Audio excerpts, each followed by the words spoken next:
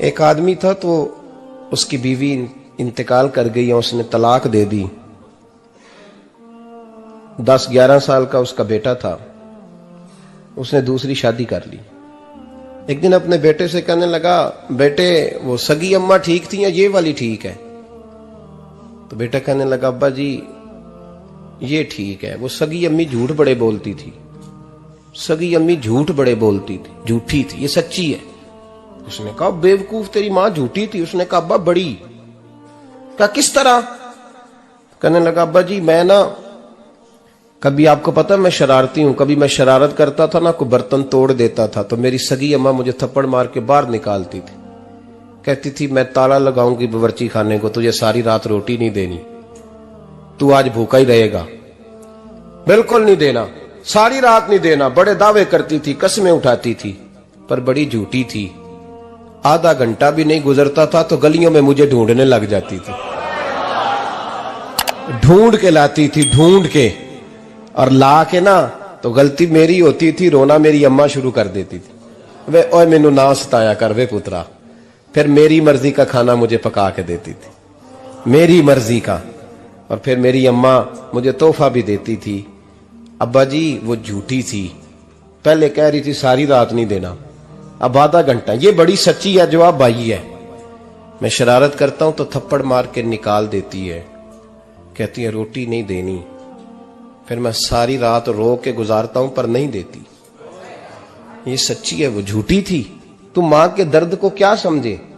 बच्चे तो कहते हैं अम्मा ने हमें कैद कर दिया, अम्मा कहती है मेरी मर्जी से खाओ। और तुझे नहीं पता उसने कैद नहीं किया, वो तुमसे प्यार बड़ा सच्चा करती, और बड़ा सच्चा प्यार करती है तेरे साथ, बड़ा सच्चा। बेटा बर्गर खा के आ जाता है, अम्मा कहती है रोटी खा ले, कहता नहीं आपने बैंगन पकाए हुए हैं मैंने नहीं खाने। तो अम्मा मिन्नतें करती है, कहती है चल तू दस की खाना है, तेनू सेवियां ना बना दिया, फटाफट दाल पक जाएगी, क्या खाएगा? वो अब्बा जी मेरी तरह करीब से कहते हैं छड़ पर भूख लगेगी तो आप ही खा लेगा। लेकिन अम्मा कहती है इसने रोटी ना खाई तो मुझे नींद नहीं आएगी। तो इस दर्द को समझना, मैं गुलाम हूं एक आस्ताने का, और मैं समझता हूं जो किसी का मुरीद ही नहीं उस पर तो साया ही नहीं, उसे चाहिए किसी बुजुर्ग का साया हासिल करे। लेकिन भाई ये बात भी बड़ी सच्ची है कि मेरे जैसे पीर के हाथ में 5000 रुपया नजराना दो ना, पीर साहब दुआ करना, तो पीर साहब ने दुआ पक्की याद की हुई है सबके लिए, रट्टी रटाई, अल्लाह खैर करे अल्लाह भला करे, तो सबके लिए रट्टा लगाया हुआ है। और अम्मा को बेटा वैसे ही कह जाए, वैसे ही, अम्मा मैं इंटरव्यू देने जा रहा हूं, जरा दुआ करना, वो बीबियां मंगा के दुआए तंजीना पढ़ाना शुरू कर देती है, और सारी सारी रात मुसल्ले पे बैठी। इस दर्द को समझना। और भाई बड़ा वेल ड्रेस बेटा होता है, वेल ड्रेस नौजवान,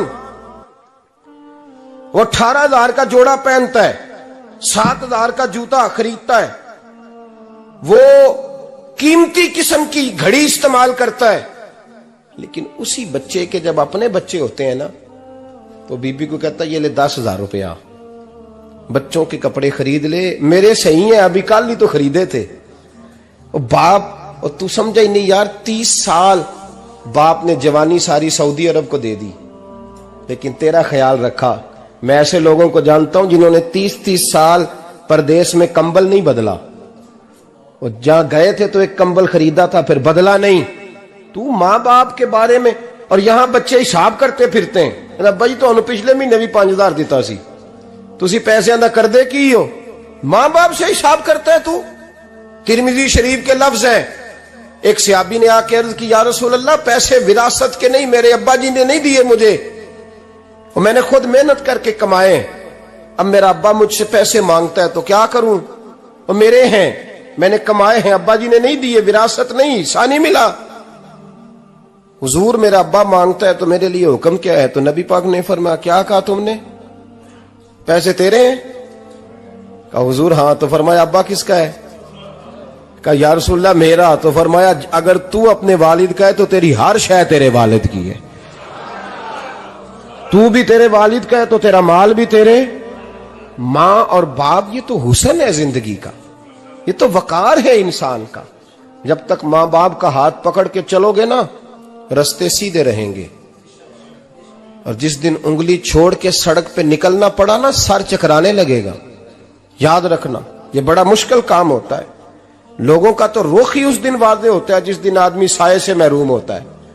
अम्मा तो कमरे में पड़ी हो ना, औरंगजेब आलमगीर की मां फौत हो गई, 350 कमरा था महल का, और अम्मा 12 साल टांगों से माजूर रही औरंगजेब आलमगीर की। अम्मा 12 साल कमरे से निकल नहीं सकी, साथ ही वॉशरूम था या जो भी उस दौर में तरीका था। औरंगजेब जब महल में आते थे तो फिर भी सीधे अम्मा के पास जाते थे, और जब वापस निकलते थे फिर भी अम्मा के साथ। औरंगजेब की मां का जनाजा उठा तो औरंगजेब ने रोना शुरू किया। फिर सालों बीत गए पर उसके आंसू खुश्क नहीं होते थे। एक शख्स ने कहा, तेरी कोई अनोखी मर गई है, सारी दुनिया की मरती हैं। उसने कहा, मैं बादशाह हूं, 24 घंटे लोगों का आना जाना है, बड़े दबदबे हैं, बड़े डेरेदारियां हैं, बड़ी भैंसें, बड़ी गायें, बड़े खाने वाले, बड़े लांगरी। मेरी मां बूढ़ी थी, एक कोने में पड़ी रहती थी, पर जब से वो गई है ये मुझे महल नहीं लगता, मुझे कब्रिस्तान लगता है। मुझे लगता है ये कब्रिस्तान है। मां और बाप तो तेरी नेमत है भाई। हम बच्चे, हमारे आजकल के बच्चों ने एक मसला बड़ा पक्का याद कर लिया। कहते मौलाना पीर साहब पसंद की शादी करना जायज नहीं। मैं कहता हूं साहब और भी बड़ी चीजें जायज है, सिर्फ एक ही शय जायज रह गई है। रसूल पाक सल्लल्लाहु अलैहि वसल्लम सिवाय अल्लाह के किसी के पाबंद नहीं, किसी के पाबंद नहीं। पर जनाब सैयदा खतीजतुल कुबरा रदी अल्लाह तआला अन्हा ने पैगामे निकाह दिया, या रसूलल्लाह मैं शादी करना चाहती हूं, हुजूर किसी के पाबंद नहीं। पर मेरे महबूब ने फरमाया, मेरा चचा मेरे वालिद की जगह है, मैं अपने चाचा से पूछ के तुम्हें जवाब दूंगा। यह है पसंद की शादी जो मेरे नबी ने बयान फरमाई है।